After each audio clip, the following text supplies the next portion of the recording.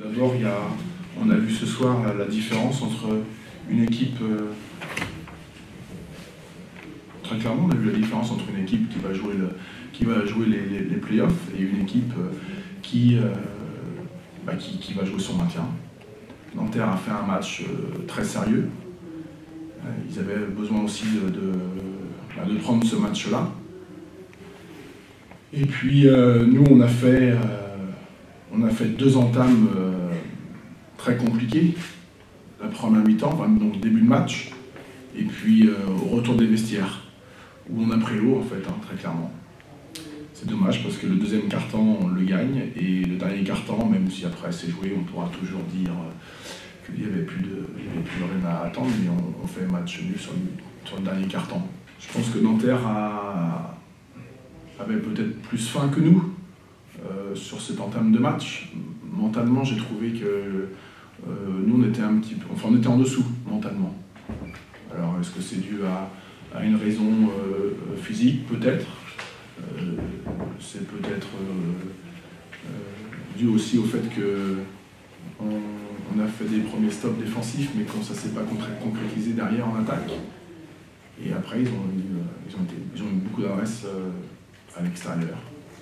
Donc on a un peu flanché. Je pense que voilà, on a retrouvé un petit peu le côté négatif où on tombe vite, on lâche vite, même si on n'a pas été capable de montrer qu'on a eu la réaction sur au moins le deuxième quart-temps.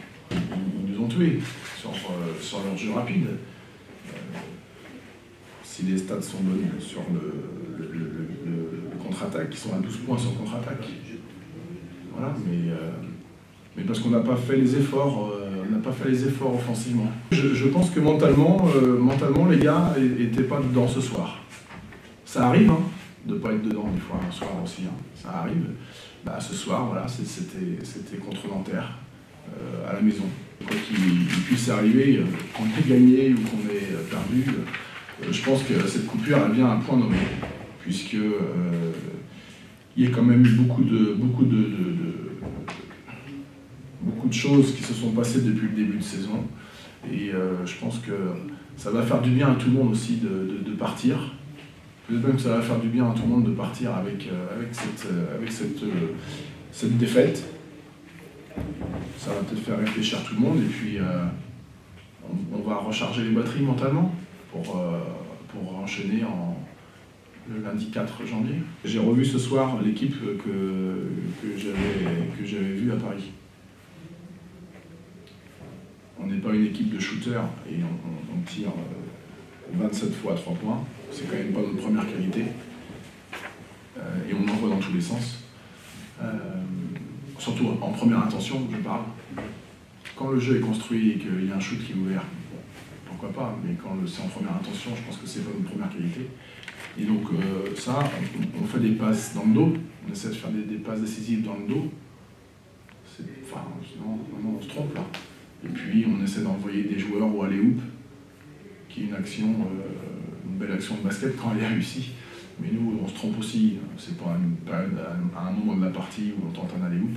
Puis malheureusement, ça engendre il n'y a jamais de hasard dans la vie ou dans les choses. Et malheureusement, j'espère que ça ne va pas nous coûter Junior et Mbida pour trop longtemps.